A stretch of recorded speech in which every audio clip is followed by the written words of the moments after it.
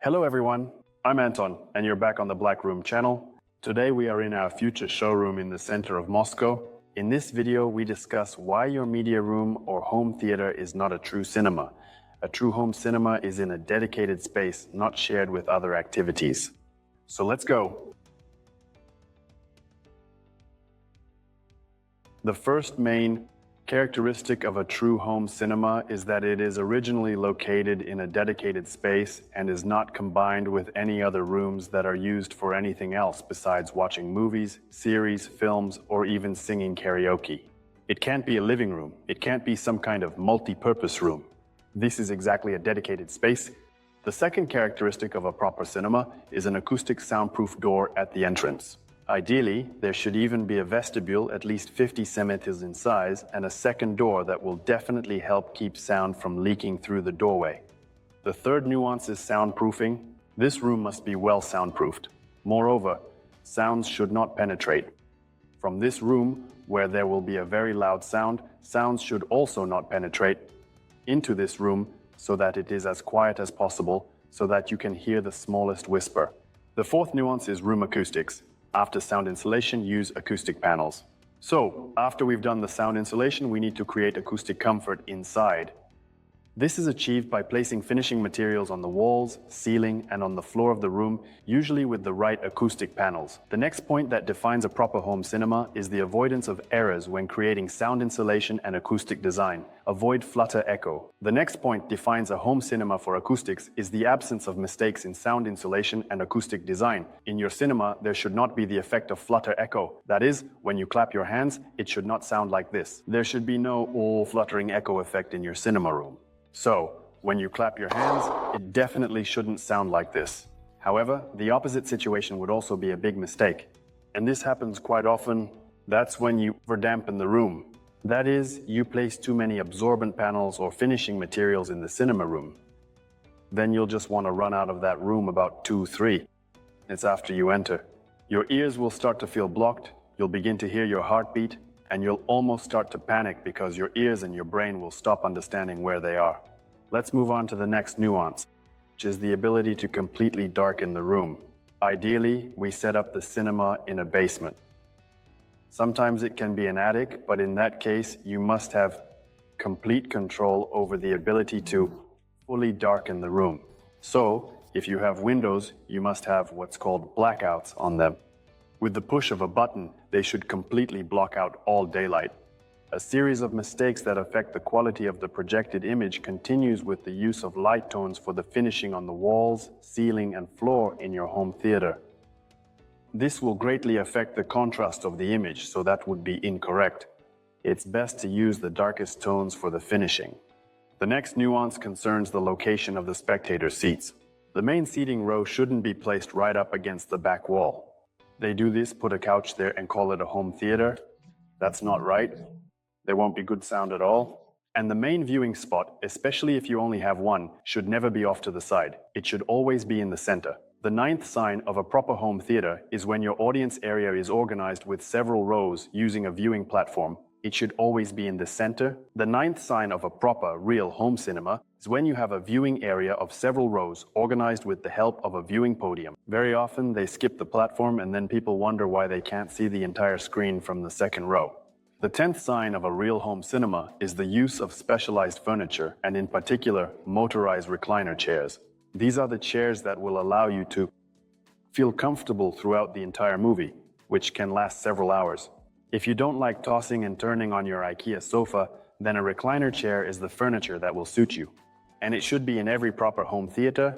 The next sign that characterizes a proper home theater is the presence of a well thought out ventilation and air conditioning system, which will allow you to stay in the theater for a long time, several hours, or even more.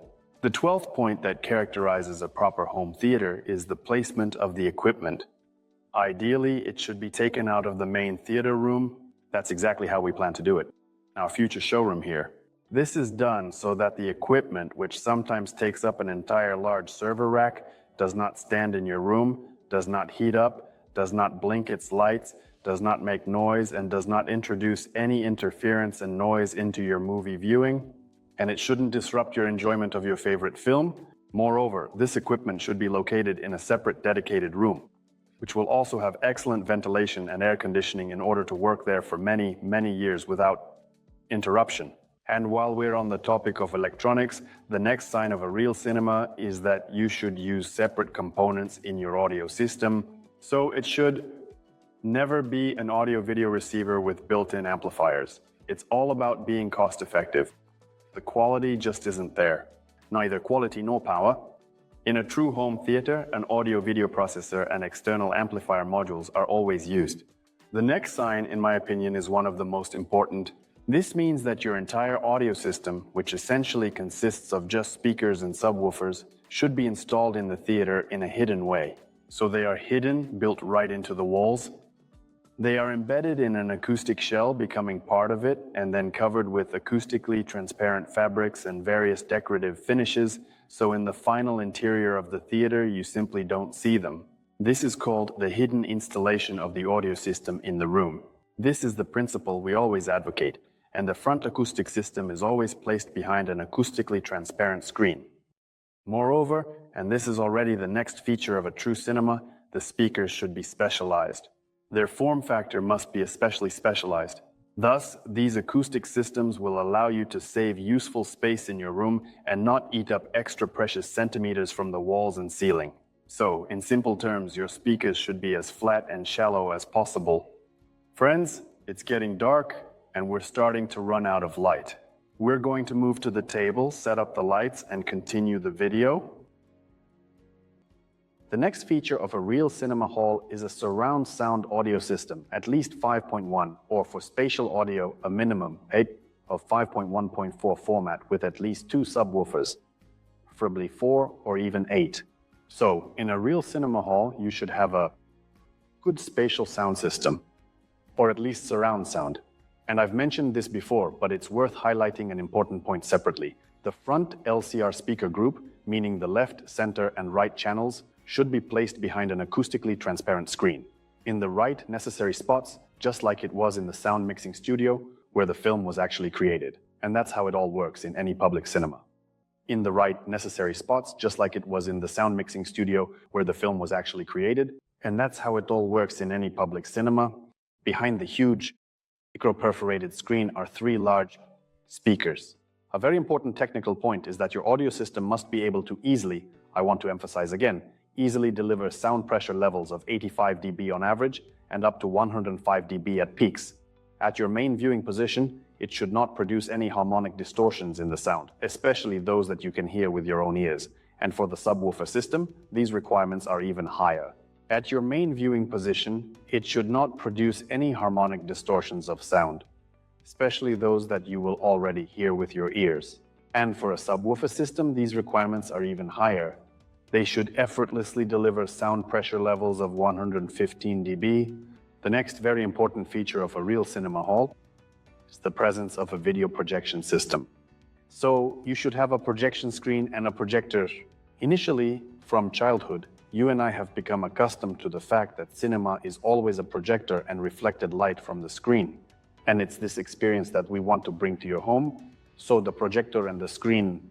Moreover, and this is the next feature, is the size of your projection screen. At the main viewing position, it should not be less than 40 degrees for the horizontal viewing angle, because size is crucial in this case. You need to immerse yourself in what's happening on the screen and be transported into that world completely. At the main viewing position, it should not be less than 40 degrees in horizontal viewing angle, because size is of decisive importance in this case. You should immerse yourself in what's happening on the screen and be completely transported into that world. It's also important to mention the next detail about the screen.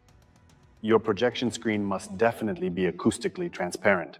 Ideally, it should have a twisted acoustically transparent fabric that minimally affects the sound passing through it from your main left, center, and right channel speakers. This screen should also be stationary.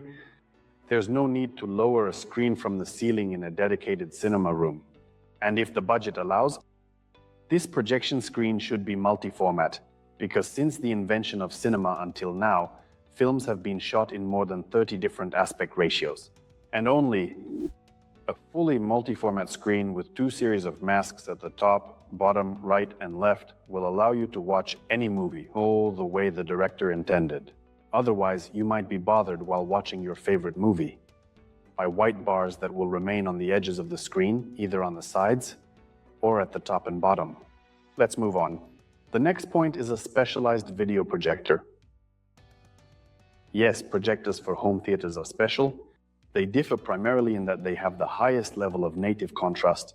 So, they are capable of delivering the deepest black color, while also being bright enough to have a brightness of about 300 lumens per square meter of the screen at a glance. And let's not forget about their resolution. Right now, the de facto standard is already.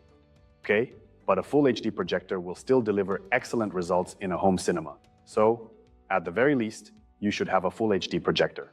We are already nearing the end of our list of features that characterize a home theater, or conversely, those mistakes that prevent a home theater from being truly right. The second to last point on this list is that the control of all systems in the home theater should be based on a single universal remote, which in turn interacts with a unified control system. You sit down in your main viewing position, you have an iPad or a universal button remote, and you control all the systems, launch content, turn on and off lighting groups, run any scenarios, manage air conditioning, ventilation, all from a single remote. This remote can be either a standalone iPad or your own phone. And of course, to wrap up our list, your audio-video system in the personal cinema must have gone through a thorough calibration process.